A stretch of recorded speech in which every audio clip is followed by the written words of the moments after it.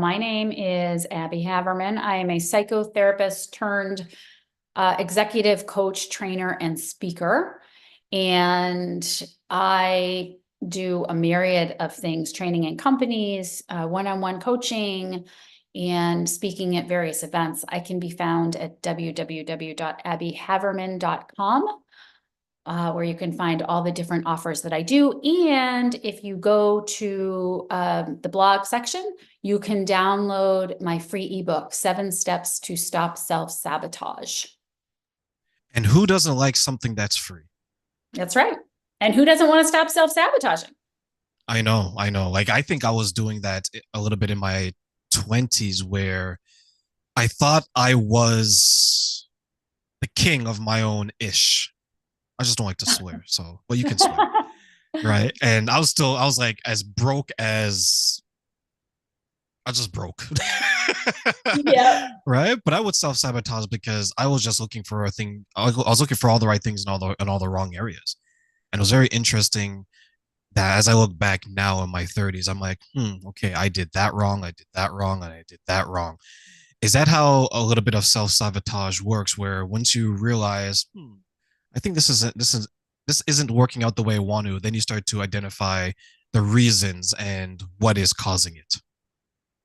Yeah, I mean, I think the major reason for self-sabotage, and this is what I work with executives and leaders to do, is to unwire the unconscious habits of emotion and thought that no longer serve them. And I think that when we, are sabotaging, it is this program, this automatic program that we're in. We are literally not aware of the thoughts and the emotions we're having, and they react. They're knee-jerk actions that come out of those emotions. I was just talking about this in a group today. So I feel guilty, and my behavior is a result of that guilt, as opposed to, I feel anxious. This person's upset. And so I'm going to be like, what's wrong? Are you okay? Is everything okay? And I'm running around doing all the things. I'm behaving out of that anxiety. That's a very unconscious reactive process. And it's self-sabotaging because you are now sometimes over-functioning, you're people-pleasing, you're, doing all these things that have nothing to do with, a calm state, as opposed to feeling anxious, becoming aware of it and saying, wow, I get really anxious when someone around me is upset. What is that about? That's interesting. That Let me is, that is. handle that. Yeah, and I hear a lot of women, maybe men go through this, but as we talked about, men just don't talk when it comes to these things, right? But you hear a lot of people saying that I'm a recovering people pleaser, like they would actually extinguish their own energy Yeah. to please someone else. And there's some people that I've seen where they'll go out of their way, right? They're like, "Oh, are you okay, Abby?" It's like, "Are you sure? I can do this. I can do this." Meanwhile, everyone in their own household sometimes, or in their own world, or their own surrounding, gets neglected, gets forgotten, and then most importantly, they forget themselves. I've seen people try to help people so much that their own health deteriorates, and they do it to a Oh, point yeah. where they can't even function. Have you seen that as well? Oh, yeah, that's a huge part of my client base. I mean, really, we have, these, positive intelligence calls it these saboteurs that live inside, our mind, and the pleaser is one of them. And so people who have a pleaser saboteur, that pleaser is always telling them everything's going to be okay if you make sure that someone else is okay.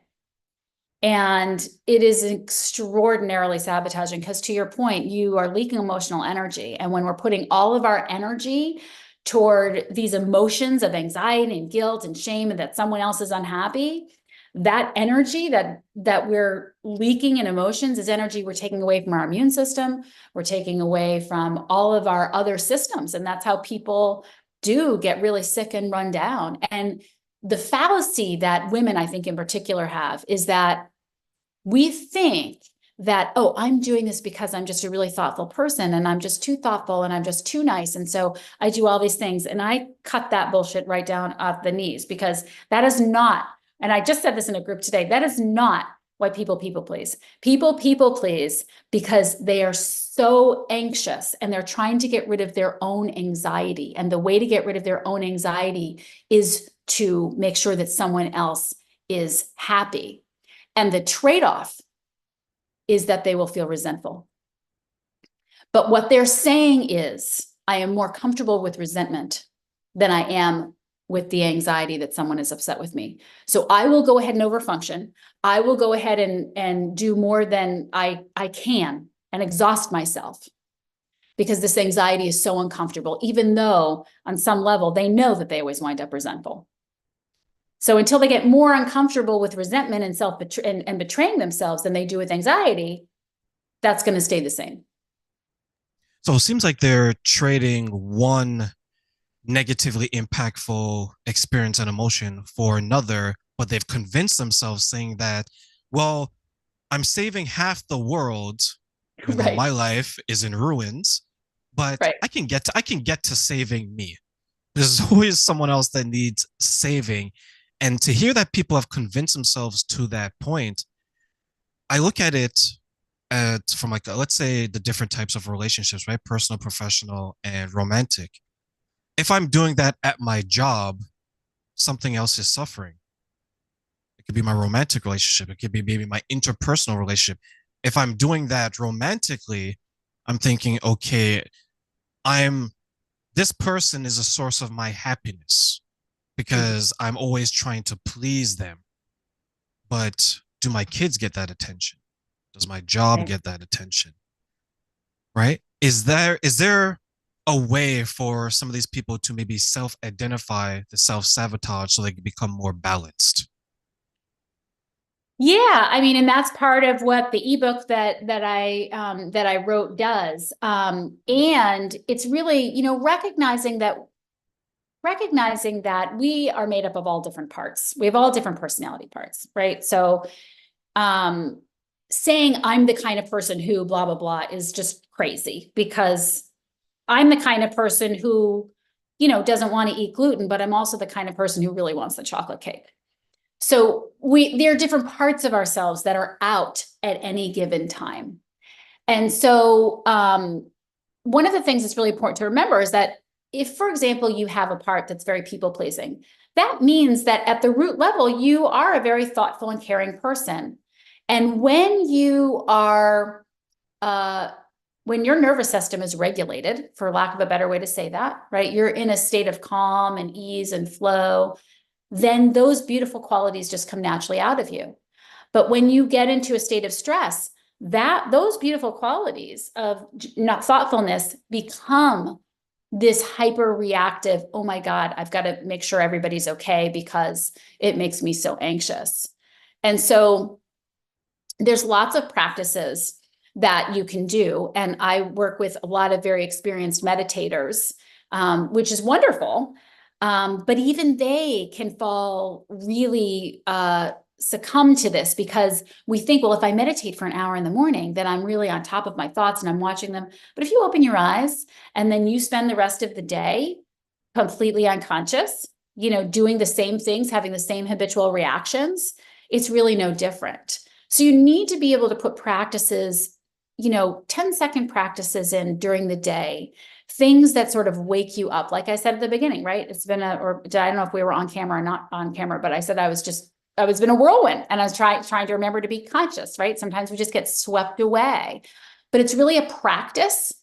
And there are things that you can do that has been proven to be able to help you move out of that state of stress into a state of ease and flow and become more aware more of the time. I wonder what is the source of people's anxiety that makes them fall into that type of behavior. Because when I look at my own life, and there's a time where I was doing that, and I felt I thought in my mind, I was doing the right thing. I was Mm, doing what I was raised to do, right? Like you help others before you help yourself. And it put me in a situation one time where it was difficult for me to understand why my life was the way it was, yeah. right? And I had to do a lot of self-reflection. I had to say, okay, Terrain, why do you continue to fall out with certain people even though you have gone above and beyond to please them? And what I found is that I was doing it with the wrong people. and I was Mm, surrounded by the wrong people. So, for example, when I got my house, I was so happy and I wanted to people please, right? So I said to all my friends at that time, because I have this house now, everyone has a place to hang out and be themselves and things like that, right? It was like I was building this community. And then one person turned around and said, why is it that you can get a house and I can't? mm, Totally deflated, totally devalued the situation. And 1 year later, that friendship ended because there was um, this unsaid tension between the two of us. yeah. But on my end, Abby, I was like, I am doing the right thing. I'm trying to please all of these people, but what was coming back to me wasn't the same energy. So why do you think we fall into the trap of becoming this way, even though the anxiety is there, but we're trying to say, okay, what is the source of this? Why am I this way?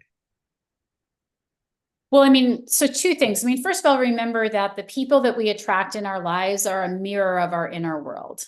So if you're attracting a bunch of people that are devaluing you, that means there's a part in your inner world that you are not valuing in you. And so I love the saying, I know who said it to me, I don't know who coined it, but I love the saying, if I'm not the problem, then there is no solution. So people, I think we've gotten really accustomed to saying, oh, the problem is I trusted the wrong people, or they were bad, or they were this, or narcissists, or all those kinds of things. And then they go off and they try and find new people, but they haven't changed themselves at all. And the only way to change anything in your life is for you to change. And if you change inside yourself, that part of you, I believe that it all comes down to worthiness. I just feel like I just don't think I've ever seen something that at the end of the day did not come down to a core worthiness issue. And if you fix that worthiness inside yourself, you are no longer attracted to the same people. When those people say things or do things that upset you, you have a completely different reaction to it. You don't see it as a reflection of your worth. When they say something, you see it as a reflection of how they feel about themselves. And so when you see it differently, you behave differently and you respond differently. And then if the friendship needs to end, it's not so painful because it's just ends. Or sometimes we're able to just impact other people just by being different. And they say, gee, I like what you have.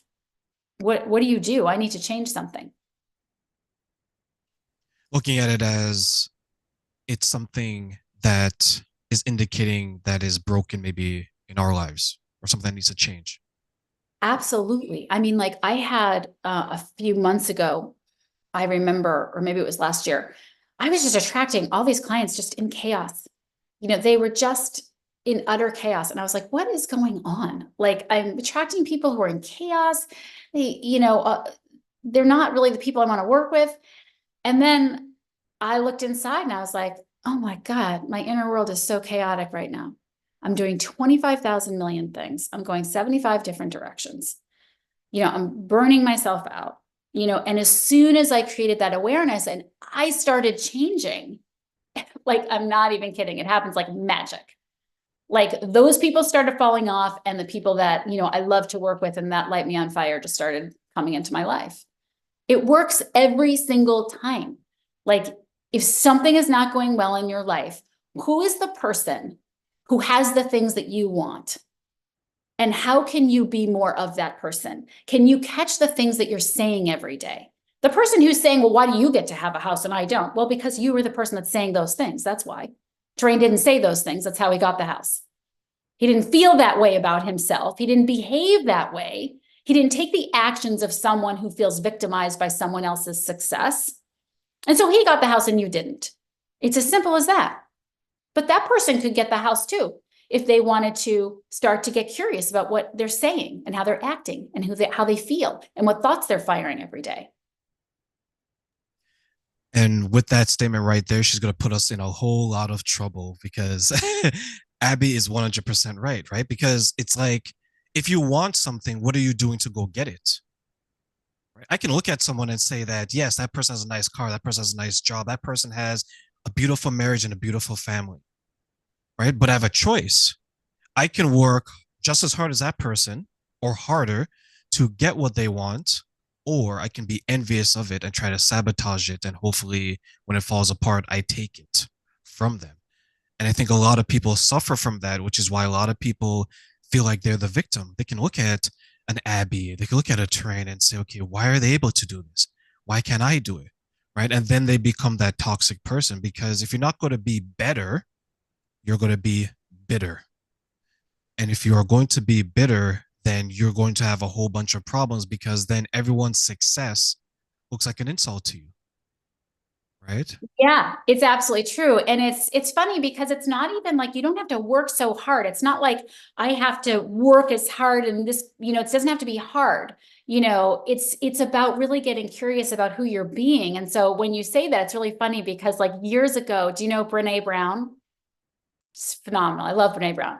But I used to just be so resentful because, she has a master's in social work and I have a master's in social work, and I had taken incredible interest in shame and vulnerability, and it was something I talked about all the time and worked with my clients on and all this stuff. And here she was, she's so successful. And I remember there was a time in my life where literally I couldn't listen to her podcasts or her things because I would just feel angry. Why aren't I Brene Brown? Why didn't I do? And I didn't do those things because I was literally burying myself in unworthiness. I didn't go out into the world because I didn't believe in myself or whatever it was. And I gave up all the time. I'm sure that she probably had some things that she just plowed through and didn't give up, but I was the one who was first to say, oh, I can't. And so what I did to work with that, because I became aware, like, this is a really victim-y feeling and I don't like it. And I don't want to be that person. And so I spent this time really working on unwiring envy in my life. And I remember the morning that I had this other friend back then, and she was just stunning and all the things and had everything. And I remember there was one day where she texted me in the morning. She said, oh my God, I'm going to be on like 3 TV spots. And I just smiled and I was like, oh, girl. And I was shocked because normally I would have been like, why does she get 3 TV spots? You know what I mean? Like, what, you right? Like, and so it takes work to unwire those things in ourselves. But it's not necessarily even about like, okay, yes, I need to go do the things. If I want to get this, if I want to be Brene Brown or I want to get on TV, we think about, I have to do these 3D things, I call them. We've got to, pick up the phone and I've got to do this and do this and do this. It doesn't even start there. It starts with what thoughts am I firing? What feelings am I firing? What programs of unworthiness am I working through? Am I working on? How does that person act beyond what they do? How do they feel every day? How do they act every day? What are the emotions they fire every day? Can I start embodying that in myself? And the rest comes after that. Then you know what to do. You naturally pick up the phone and do whatever you have to do. Was that a difficult journey for you to undertake? Well, it took some time. I mean, I didn't unwire it overnight, it was just, it was something I was just really interested in. And I remember, there was I could feel it in my body. I remember driving around, like just feeling like this. I used to call it, it felt like a rotten cabbage in my gut. Like I was just felt this, dread. And so much to the point, and I just sort of really zoned into where is that in my body? Because I'm carrying this. The body knows the score, right? Like I'm carrying this. And I started zoning into it. And it so much to the point that I was like, is this an ulcer? Like maybe this is a physical problem. Like there was a time where I was like, what is going on? But I just stuck with it. I just was like, all right. If you got to hang out, that's okay. We'll move through this, and one day in hindsight, I noticed, hey, that's gone. And hey, so what? So is the envy. So is the shame. Wow. And then you took that journey and the success that you had, and then you started working with people, other people to do that as well. So take us through how you're helping them and some of the challenges that maybe they face and how you're helping them overcome it. Yeah. So, a lot of and I hesitate to say like, I overcame it and now I help people because I really feel like it's a journey, right? And so this is an evolution. It's an ongoing unwinding, and we're always pulling the layers of the onion off. We can always evolve, right? Like I know some people are, um, Buddha was enlightened. I think in theory it's possible we could become enlightened, but I don't think we're going to. We are moving toward enlightenment. We're moving toward there. We're evolving. We're not evolved. But yeah, I mean, a lot of the struggles that I see people have, I mean, people are addicted to misery, I mean, we are as a nation, we're just addicted to the drama that goes on in our lives. And the people that I tend to work with a lot come to me in a state of feeling really like at the mercy of their circumstances, at the mercy of whatever's happening at work or this annoying person or their finances or whatever externally is happening in their life. They feel disempowered because of that. And they're constantly trying to change that thing. And they think that if they change that thing, then they'll be happy. But we all know that that's sort of the way that our brain works, right? I don't know about you, but when I was a kid, when I was in elementary school, I just wanted to be in high school and then I would be happy. And then when I got to high school, I just wanted a boyfriend and then I would be happy. And then I just had to get into college because it was just creating so much anxiety. And then I would be happy. Well, then I got to college and it was like, oh my God, I got to declare my major. I need, if I can just figure this out. And it just went on and on and on, right? Then I had to get the job and then I had to make more money and then I had to have a house and then I needed to have a husband. This is how people live their lives. They go to their deathbed thinking, if I could just do this one more thing. And that's really not what we're here for. So people will often come to me for whatever is causing them pain in their life. And very quickly, depending on who I'm working with, they will see that we're so much more powerful than that. Like the little things that we're trying to get in this earth, in this world, is so trivial compared to what we're really capable of having. And it's really more about how can I look at whatever this challenge is as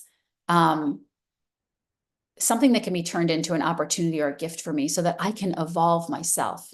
To me, yes, did I do a TED Talk? Was it fun and was it great? And am I happy I did it? Absolutely.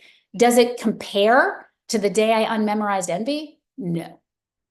Soon as I walked out the TEDx stage, it was like, okay, what can I do next? Well, on to the next. My hyperachiever saboteur was like, what are you going to do now?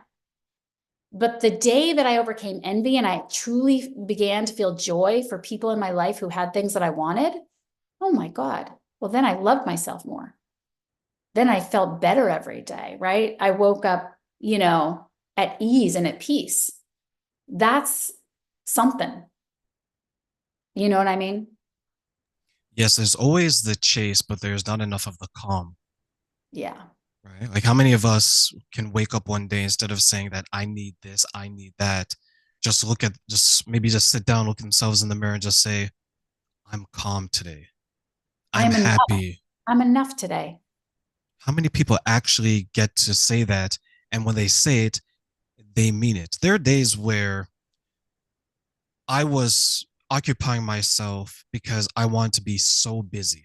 Like I'll work Monday to Friday, and then after that, I'll do my podcast. And then after that, I'll do my coaching with the women. And then Saturday and Sunday, I'd say, okay, train, this is your gym time. And I gym time, then I'm prepping, I'm doing all these things. The last couple of months or the last year, I realized what's the point in having a day off if it's not a day off? Meaning that I can't turn off some of these things where I'm running around. And then I realized that if I were to sit here, not that I do this, everyone, if I were to sit here in my own filth and do nothing and eat bonbons like my last name is Bundy, first name Peggy, I'm enough. Yes. Yes. Right? Literally have asked myself that question, right? Like, We need to get to the place where we can say that, where we can believe that I don't have to get out of bed in the morning and I'm still enough. I can make the worst mistake in the world and I'm still enough. I mean, when I was a psychotherapist, I mean, I saw people in my practice. I worked for like an EAP sometimes. I had mostly just a private pay practice, but I had some contracts with different things. And, I saw some people who had done some bad things, you know, really bad things. And listen, I am me and I am you and you are me, right? Like we are one. So people like to run around and say, I would never do that. And I always say, like, let's look at where you might have done that in a different form. Where were you hateful? Where were you? Maybe you didn't, kill someone or whatever, but where did you try and kill somebody's spirit? Where are you trying to kill your own? You know, like it's so much bigger than that, and so to your point, yeah, like we have to get to a place where we are enough no matter what. Because when we can get there with ourselves, doesn't mean we're going to do nothing. It doesn't mean you're just committing to like, okay, well, now I'm just going to sit in my filth all day because I'm great. It just means that your worth is not dependent on what you're doing in the world or who likes you or who doesn't. And it's not until we get there that we're going to stop judging everybody else. Yes, because when we tend to judge people, we judge people through our own perspective. We're saying that, well, if I was in that situation, I would not have done this. But the question is, okay, you wouldn't have damaged someone in that way, but have you damaged someone in other ways? Right? Yeah. So, for example, someone can say that, well, I was in a relationship and I treat everyone well and I don't mistreat them. Okay, fine. Let's run with that. You know what? For some reason, you're the ideal candidate. You can't make relationships work for some reason, but you're the ideal candidate. Okay. So, where have you damaged people in other ways? Because if you're as great and if you're more than enough as you claim, then how come, for whatever reason, you're not enough for someone else? Or you're not able to get enough for you? Or what is it that you're lacking that maybe is masking or maybe has you thinking that you're enough? Where's the inner work? And you're absolutely right. Like someone could cause harm in so many different ways. Like physical is just one way. What about verbal? What about spiritual? What about emotional?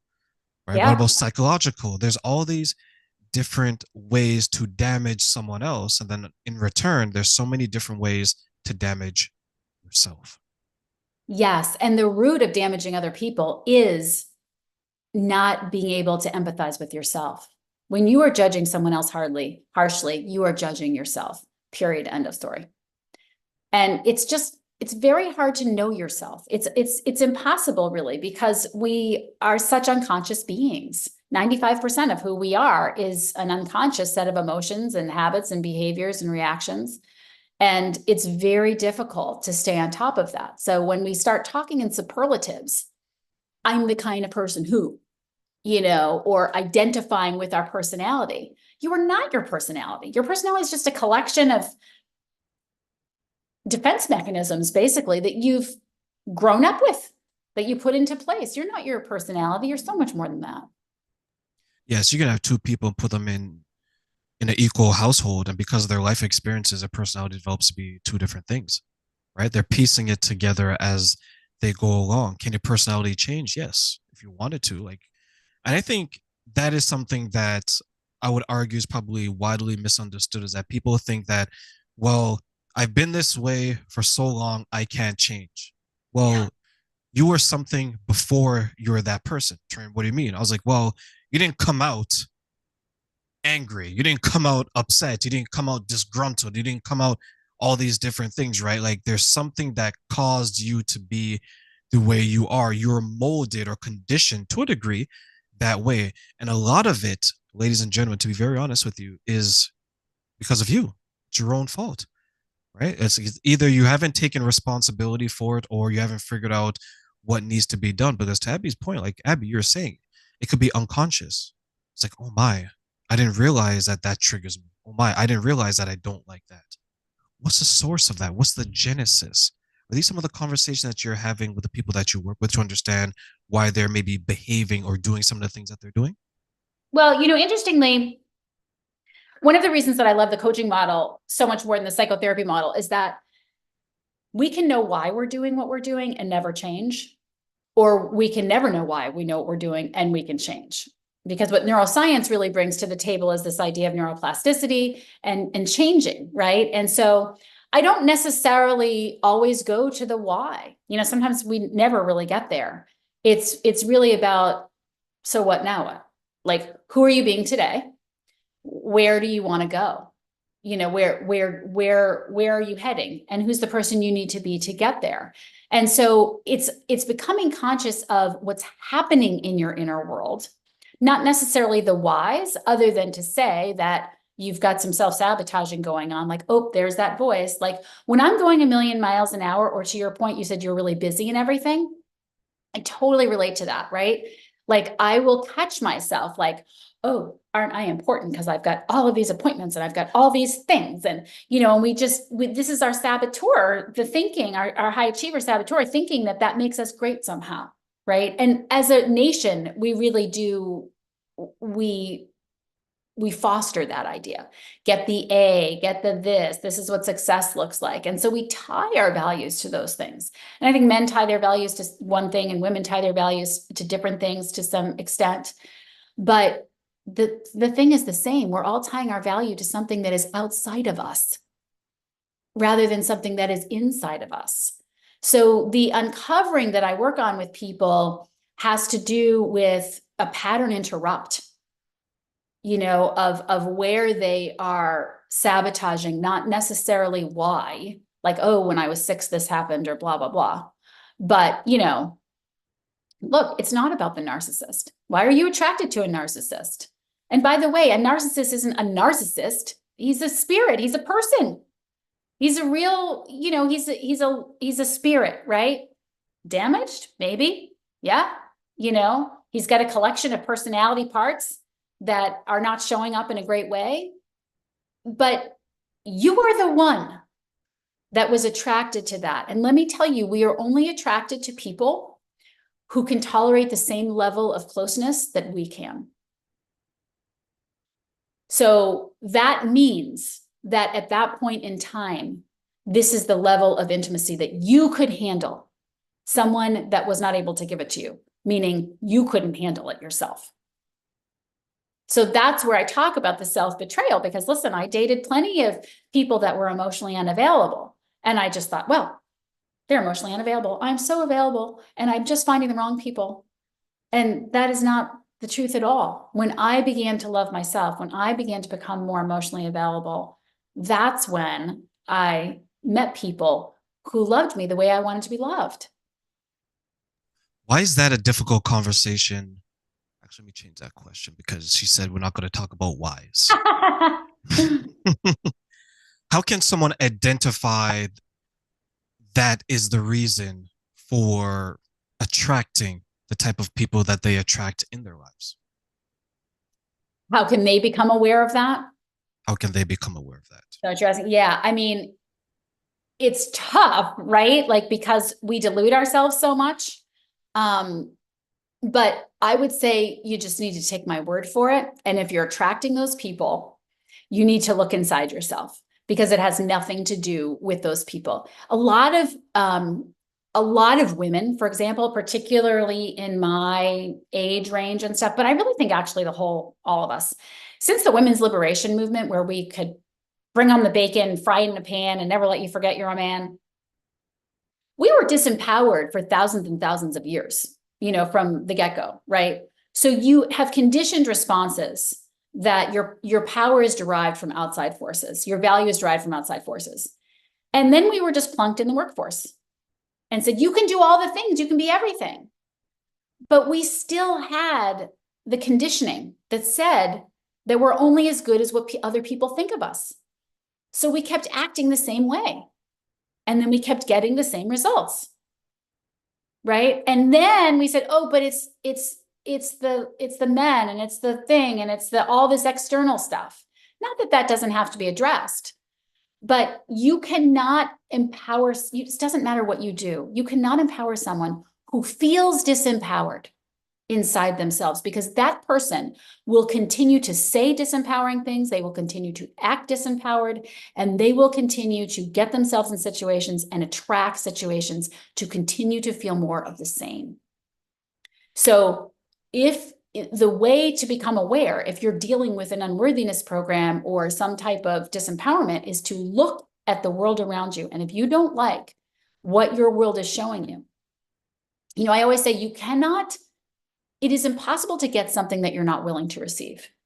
So for example, I know you talk a lot about dating and stuff on this show. And like, if you're really looking for a relationship and you can't find it, it's highly likely that you are not able to be vulnerable enough to receive what it is you really want, right? I mean, I talk to women who say, I want a strong man. I want someone who will take care of me. And they say that in one sense, and the next sense, they say, I don't need to do what anybody says. I can do everything myself. I can bring home the bacon. I can say, well, what man is going to be able to take care of you when you're just saying you refuse to be taken care of?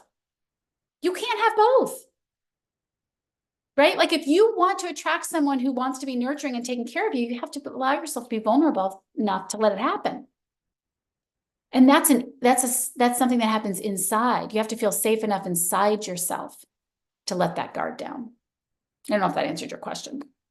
It did. And also remind me of a situation where I used to speak to someone who, in her 20s, she was feeling very disempowered because she's had situations that has put her in, let's say, abusive outcomes. So one thing that she did, and she didn't know this until I started having a conversation with her, is that, to your point, she started to look for external factors. And what she did was she became very like sexual, right? And she felt that she was getting her power back through these partners. And an interesting part of the conversation came up where she said that, well, when I was doing those things, I met someone that I wanted to marry. And to a degree, she felt that the people around her allowed her to behave that way. And I went to her and I said that, no, they didn't allow you. Your perception probably was that, but one, they probably weren't aware fully of what you're doing. And two, you're a full adult. You knew what you were doing, but you're looking for external factors to make you feel empowered. And then when you found out it was fleeting, because you probably felt really good for a couple of hours during it, a couple of hours afterwards, but then the next day, it's like, oh, that feeling is gone. And now it's like, this is what I like to call post nut clarity. Now that you're clear, you're starting to think, okay, these people around me, they're allowing me to do this, and they're the reasons why I'm feeling this way. Instead of looking inside and saying that, you know what, I'm doing this because I'm damaged and I don't know how to fix it. And that behavior, Abby, went on for years as she That's was all. describing it. And it's impacted marriages that she's had, it's impacted friendships. And it was to the point when I was having a conversation with her, because her and I were acquaintances, she became very defiant, very confrontational. Because instead of just maybe seeing it and thinking it, now she's confronting it emotionally. She's starting to feel it. Yeah. Right? Would that be an accurate assessment of what she was going through based on your experiences? Yeah. I mean, look, I have so much to say about that. I really feel that, Say it with, all, Abby. Say it yeah, all. if I can keep my thoughts together for long enough. Um, this is one of the biggest travesties, I think, of our time and of women and young women, because nothing has changed since I was a young girl. Nothing has changed since I was a young woman. Women today, just like back in my day, think that unconsciously now, think that their value is in their sexuality. And that belief means that I have to be, seen as attractive. I have to garner the attention of someone to feel attractive myself. And there's I believe, a real unconscious belief that that's the only value we think we have is our sexuality. And when that's the case, right? Think about someone who believes, a young woman who believes that the only reason a man would love her is because she's sexy or because he wants her physically. How is that person going to behave? How's that person going to dress? What are the things that person's going to say? They're going to try and be one of the guys, right? Because you want to be needless. That's what we learned. You can bring home the bacon and fry it in a pan. We learned we don't have any needs at all. It's better to be needless. So you don't need anything. You don't have any needs so that he'll like you and you're sexy and you show up in that way. I believe I believe that is the vast majority of date rape. That it happens because, and it happened to me, when I was a young girl, because I put myself in a situation. Now, did I ask for it? No. Did I deserve it? No. Should it have happened? No. But did I put myself in a position for it to happen? And could I have avoided putting myself in that position if I had felt worthy or known my worth? 1,000%. Because I never would have been obsessed with this guy or going for this guy or put myself in a situation with a guy who clearly was not interested in me. If I knew my worth, I wouldn't even be attracted to a guy that wasn't interested in me if I knew my worth. I would only be attracted to someone who felt I was worthy, but I didn't think I was worthy. So I was looking for other people that didn't think I was worthy, and then I found that attractive. So now I got to remember the other things I want to say about it. Oh, I know what I was going to say. If you look up in the dictionary, I always say this. I say empowerment cannot be bestowed. It is generated. So when you're looking for empowerment from someone else, it is not impossible. It's not possible to bestow. I cannot give you power. I cannot empower you. It happens from within. But if you look up the word empowerment in the dictionary, that is exactly what it says.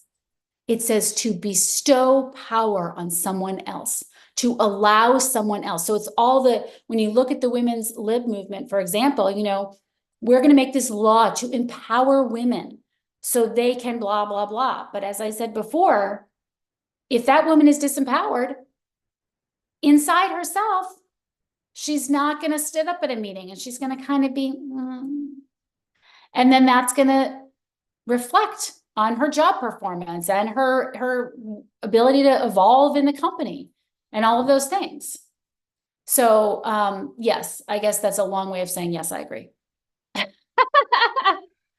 I think what has happened with a lot of movements, especially let's say in the last 50 years, that are tied to women more so than men, is that it's granted them, and I'm a full supporter, it's granted them access to empowerment. Because I agree with you, empowerment comes from, I'm able to do this so I can bestow it upon you.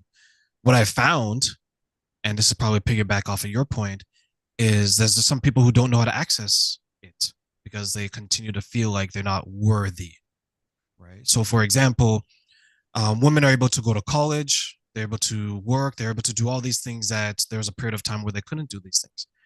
And there's various ways for them to have access to empowerment. But there's many of them who still don't feel empowered because they're disempowered themselves. And I'm kind of saying the opposite. I'm saying that is not empowerment. Like I'm saying we could not have access to all those things and be empowered, or we can have all that access to all those things and be disempowered, because empowerment is within. It's what I think of me. It's how I show up in a room, regardless of what you allow me to do or don't allow me to do.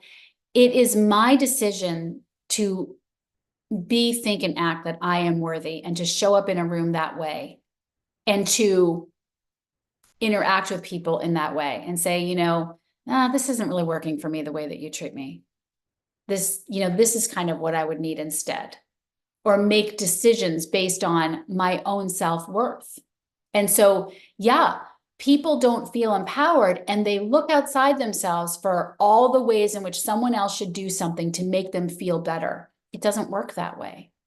Your world will begin to reflect the things. You'll get the house when you act that way, when you believe your worth inside yourself, then that is when you start to take the steps and when the universe starts to answer and you draw those experiences to you, because it's not across, like, plenty of people have been able to overcome crazy odds, right? And that's not to say that, believe me, it's not to say there's not a ton of problems with our society or things don't have to change. Absolutely not. But, listen, think about, like, if Martin Luther King didn't believe in himself, what kind of world would we live in right now? Even worse than we live in now, right? I mean, like, what if he didn't believe in himself? If he did not believe that he could do what he could do, he would not get up and walk out the door every day. And he wouldn't have impacted things the way they've been impacted. So any one of us, that's true, like, of all of us, right? Like, if I don't believe that I can do something, I'm not going to show up in the world to do it. I will agree partially with that, and here's why. Okay. I think more people than not need an example of empowerment so they can draw from, right? So when you gave the example of Martin Luther King, there's some people that are going to look to that example and say that, you know what, I'm going to empower myself in a way that I drew from this, right? Because there has to be a first step, right? Like you and I think because of our training and probably because of what we've went through and who we are, we could empower ourselves, right? But you've probably dealt with people, and I've dealt with people that you have to show them what it looks like, and then they could draw from that and then empower themselves. Well, it's the 4-minute mile, right? Like, you have to, no one knew that you could run a 4-minute mile until somebody did. And then as soon as somebody did, all these other people started doing it. It became a real thing in their mind. Before that, they said, well, this is impossible. It's not even possible, right? So yes, I agree with you that, but I don't think it's like some people this way, some people that way. Like, I don't wake up feeling empowered every day. I don't know about you, but some days I feel like, I feel like crap. Like, my friend, when we were little, my friend and I used to say, might as well eat worms. Nobody likes me. Everybody hates me, right? Like, some days that's the part that's alive in me. I don't feel empowered. And it doesn't matter. You could show me a picture of success on that day. That's not going to help me. If I'm in that state of mind, but I'll be like, oh, why does that person get that and I don't? Right? I got to shift my state of mind. I have to shift my state of being. And then I can look at that person and say, oh, they did that. That's a great idea. I think I'll do that. But everything comes from the way that I'm looking at it. It comes from my perception of what I'm seeing based on my state of being at the time. You know what I'm saying? I do. So for people who maybe struggle with seeing that, right? Because as you mentioned, there's days I have it too, where I wake up and just like, I am not leaving this bed. It just feels extra good today, Yeah, right. Yeah, right? right. Yeah. But if I wanted to, I can turn on that empowerment switch for me, right? How do you do it? I What do How you, do I do it? yeah, how do you do it? I think of an accomplishment. So, for example, I can think of something that I've done. I can think of something that I know that brings me joy. I can think of something that I want to do. I can pull from things from me, Yeah. right? So I can turn off the TV, I can turn off the internet, I can turn off everything. And if I want to be empowered, it's a thought. I will think of something, right? There's some people who they need a little bit more of a push. They need, okay, let me help you get there. And I feel, in a way, I feel bad for people like that because it's like to your point where when you mentioned that there's a lot of women who think that sexuality is what's going to make them feel empowered, is that there's some people they become reliant on the external. They think, okay, I it's like a drug. I need this to uplift me. Yeah, so I would say again, I don't really believe there are these people and that people, that these people do this and I do that or whatever. I believe that I am you and you are me. And there might be parts of things that I see in you that I really admire and I idealize. And if I'm idealizing it, it's because I'm disowning that part in me. I have that part. And if there's something in you that I absolutely detest and can't stand, and I've got this heat in it, it's a part of me that I'm disowning, that I'm not aware of. Like we talked of earlier, like where have you been hateful? Where have you been? Right. So, and and I believe that none of us can really do it alone, right? Like we all need help, but it's not the sense of, it's not help like you're going to model this for me. It's the help of, like, I tell people all the time, I didn't do anything on that call with you. You did it. We walked through some processes that shifted your brain and body from one place to another. You didn't just listen to I mean, how many times have you listened to somebody's words and been like, I know you're right. I know you're right. But you just can't pull, right? You can't pull yourself off the ground, right? So the truth of the matter is when you say, like, you're using these thoughts that you can generate, that's great. A thought is a neuron firing. You have a thought. And when you fire a neuron, it sends a message down your chemical brain into your body, drops a chemical in your body, and that's an emotion because your brain and your body always want to feel the same way. So now you're feeling the way you're thinking, and you're thinking the way you're feeling, and you're in a thinking and feeling feedback loop. You can do that with a disempowered thought, or you can do it with an empowered thought. And so some people have neural networks that are very grooved into feeling negatively and thinking negatively a lot of the time. And sometimes we have just places in our life, right? Like we could be rock stars in one place, but dating, we've just grooven these neural networks like, ugh, I'm never going to find somebody and I'm always going to be alone. And that's right. We have to pattern interrupt that. And so that's a lot of the work that I do is I help people physically shift their brain and body into a different state. So they're moving out of the left hemisphere of their brain where everything is very analytical and they're working so hard to try and make something happen. They're trying to figure out why. Instead, like you said, when you have that thought, that sets something in motion in your body, in your inner world. And now you've opened up a center in the right part of your brain where the empathy circuit lives, where creativity lives, curiosity, community, collaboration, all of these things that are really your essence, your best self when you're not under stress. And when you are in that place, then you can see possibility. Then you think to yourself, well, yeah, why couldn't I do that? I could do that. But if you're in the other place, no manner of model is going to get you. You have to shift it in here first. And that other person might help you shift it, you know. But if you have a habitual pattern of grooving neural networks that are really hardwired, which a lot of us do, well, all of us do in different areas, you're going to have to do a little more work to unwire that and get curious. Like, why do I always think this? Why do I always feel this? This is like, I always feel this way. You know, like what is it? I want to stop feeling this way. What do I need to do to unwire this in me? So, Abby, as we close, what final advice do you want to give our audience out there to help them come along and, as you mentioned, interrupt those kind of thoughts and start empowering themselves instead of looking externally for it? It's self-love, right? It's really realizing that it's hard. Being human is hard. And the things in our lives trigger us. And that is normal. We are not, no one, positive thinking doesn't work. We can't wake up in the morning and say, I'm gonna have a great day. You know, by the time you spill the coffee on yourself, your day has gone to hell, right?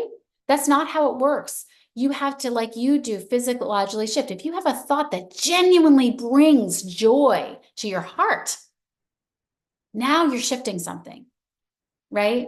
So my advice is to look inward and to work on loving yourself first. This isn't about what you should do or what you shouldn't do. It literally comes down to that and developing some curiosity about your inner world. And if you want to download my ebook, it walks you through a place where you can begin to see what are the habitual thoughts I'm having? What are the habitual feelings I'm having? And tying those things together so that you can make more conscious choices about the neurons you want to fire and the feelings you want to fire and the thinking and feeling feedback loops that you want to have. Because we're only here for a short period of time.